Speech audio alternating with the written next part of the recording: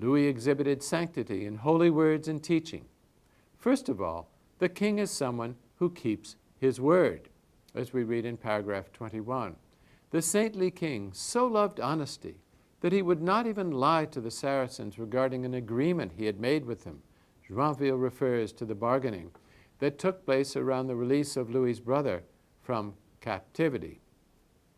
The members of the king's council, writes Joinville, who had prepared the payment, came to him when this was done and told him that the Saracens did not want to release his brother until they had the money in their hands. Some of those counselors advised the king against delivering the ransom to the Saracens until he had his brother back. The king replied that he would deliver it to them because he had an agreement with them, and the Saracens would keep their side of the agreement if they thought it was the right thing to do. Then my lord Philip of Nemours told the king that they had cheated the Saracens by one measure of 10,000 pounds. The king was very angry and said he wanted us to return the 10,000 pounds to the Saracens because he had promised to pay them 200,000 pounds before he left the river. Among his virtues, Louis is temperate in his speech and in his dress. He said that a man should dress and arm himself in such a way that the preudomme, or courageous men of this world, might not say that he was making too much of himself, while young men might not say that he was making too little. In his eating habits, Louis was moderate, and in what he drank. He added water to his wine, Joinville tells us, in accordance with what he saw the wine could stand. Louis practiced moderation and reminds us that both moderation and modesty have the same Latin root, modus, meaning measure, limit, regulation. His modesty is a corollary of the Christian value of humility in imitation of that of Christ. He asked me, writes Joinville, whether I washed the feet of the poor on Maundy Thursday. My lord, I said, I would never on any account wash the feet of those wretches. Indeed, he said, that was the wrong thing to say. For you should not hold in disdain that which God did for our instruction. And so I beg you, for the love of God above all, but also for the love of me, to become accustomed to washing their feet. The ideal of the modest man, or the man whose modesty makes him great, comes into being in the 12th century and in the 13th century in the category of the preudomme, this term used over and over in the life of Saint Louis to refer to a man who is both brave and wise, and who corresponds to what will become in the Renaissance the courtier, or in the English 19th century, the gentleman. Louis, it must be said, is someone who believes in the power of words, in discussion, debate, before making a decision or setting policy, except, of course, as we saw, if one is Jewish. Joinville recounts the episode of the debate between clerics and Jews at the monastery of Cluny, where the overly literal Jew who does not believe that the Virgin Mary was a virgin is dealt with summarily. And I would have you know, said the king, that no man, unless he is a skilled theologian, should debate with Jews. Instead, when a layman hears the Christian law slandered, he should defend it only with his sword, which he should thrust right into the offender's guts as far as it will go.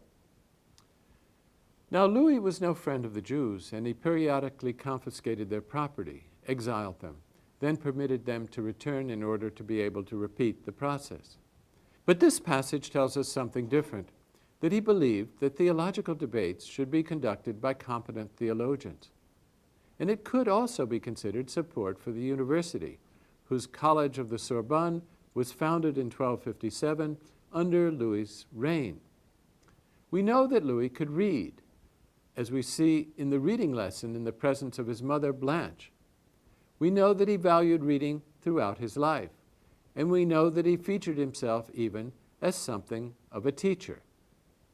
Louis was a peacemaker, arranging as he did peace among his barons, those of Brittany, Navarre, Champagne, as between the countries of France and England, often sealing the peace, as was the medieval custom, with a marriage between the children of warring families.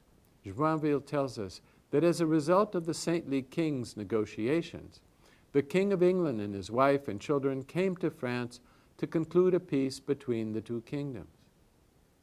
When the king's counselors express opposition to Louis's concessions, he replies, "My lords, I am sure that the King of England's ancestors were justly deprived of the territories I hold.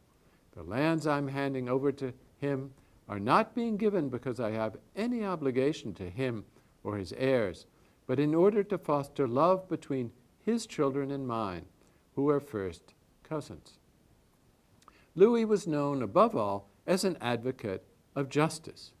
The old feudal judicial procedure of trial by combat that we saw in the Song of Roland was outlawed during Louis's reign and substituted for the old Deo Judicium, or judgment of God. We find the procedure of inquest, the collection of the material facts surrounding a cause, its organization into a file or dossier, and debate between plaintiff and defendant in a court which might include at its highest level the Parliament of Paris, the place where one speaks, the French word for speaking being parler, instead of fighting. But Louis is also known for his accessibility and his fairness. Witness the famous sessions associated with his person, perhaps more than any other image, that is to say, justice rendered under the oak tree at Vincennes. Joinville notes that during the summer, Louis often went and sat in the woods at Vincennes after Mass.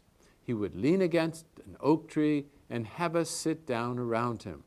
All those who had matters to be dealt with came and talked to him without the interference of the ushers or anyone else. He himself would ask, "Is there anyone here with a case to settle?" Louis's return from the Crusades is marked by a general judicial reform.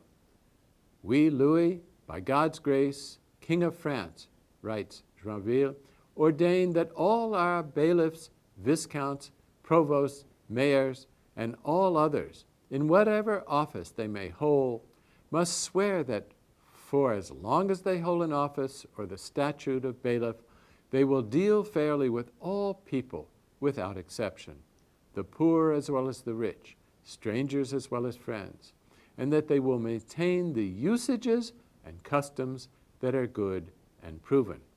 The principle of fairness characterizes Joinville's life of Saint Louis, and justice accompanies Louis even on his deathbed, as he urged his son, above all, to rule as a just sovereign.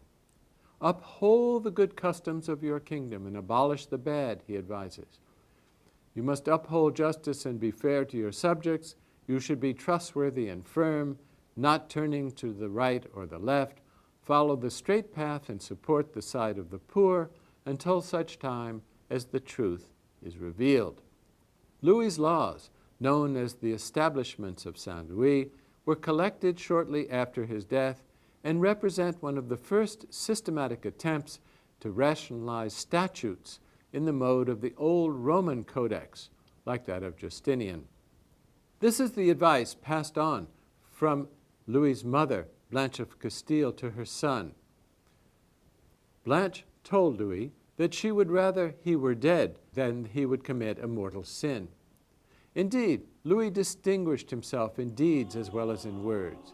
First, by what you might consider to be his specifically Christian deeds, and first among these, charity. He was known as a friend of the poor and of the disadvantaged, distributing alms, foods, endowing institutions from a student residence and various abbeys and priories to the 80 known as the Cathedrals for the blind. In our next time together, we shall examine Louis's staging of his own sainthood while he was alive and the transformation of his body into relics after his death.